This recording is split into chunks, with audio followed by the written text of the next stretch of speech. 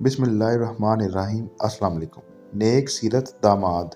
एक बुजुर्ग रहमत अल्लाह ताला अलैह फरमाते हैं कि मैं एक सफ़र के दौरान किसी रास्ते से गुजर रहा था। मैं रोज़े से था। मैंने एक बहती नहर को देखा तो उसमें गुस्ल के लिए गोता लगा दिया। अचानक मैंने पानी की सतह पर एक बही दाना, एक फल तैरते हुए देखा तो उसे इफ्तार के लिए उठा लिया। जब मैंने इससे इफ्तारी कर ली तो बहुत नदामत हुई कि मैंने गैर के माल से इफ्तारी कर ली। जब सुबह हुई तो मैं इस बाग के दरवाजे पर पहुंच गया जहां से नहर निकल रही थी।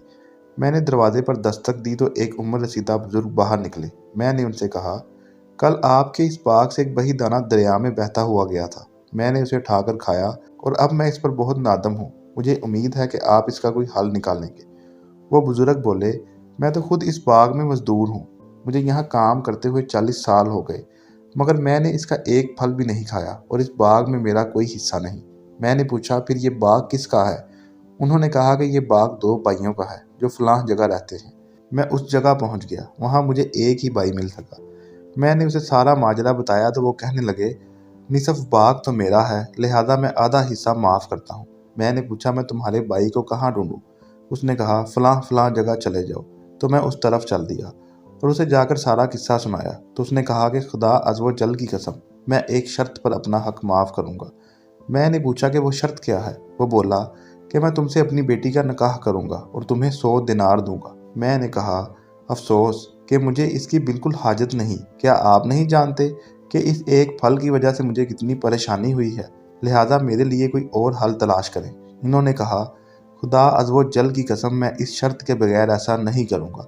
जब मैंने इनका इसरार देखा तो इनका मुतालबा तस्लीम कर लिया और कहा, ठीक है। इन्होंने मुझे 100 दिनार दिए और कहा, इसमें से जितने चाहो मेरी बेटी के महर के तौर पर दे दो। मैंने सारे दिनार वापस कर दिए, मगर उन्होंने कहा कि सारे नहीं, कुछ दिनार दे दो। फिर जब इन्होंने अपनी बेटी का निकाह इस आने वाले शख्स से कर दिया तो लोगों ने इस बात पर मलामत की कि जब अरबाब इख्तियार और बड़े लोगों ने तुम्हारी बेटी के लिए पैगाम भेजा था तो तुमने उन्हें अपनी बेटी नहीं दी, तो इस फकीर को क्यों दे दी जिसके पास बिल्कुल माल नहीं है? तो उन्होंने लोगों से कहा, ए लोगों, मैंने परहेजगारी और तकवा को तरजीह दी है, क्योंकि ये शख्स अल्लाह अज़्ज़ व जल के नेक बंदों में से है।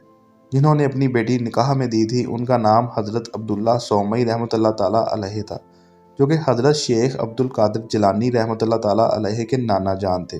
और इनके बनने वाले दामाद का नाम हज़रत अबू सालेह मूसा रहमतुल्लाह ताला अलैह था, जो कि हज़रत शेख अब्दुल कादिर जिलानी रहमतुल्लाह ताला अलैह के वालिद गिरामी थे।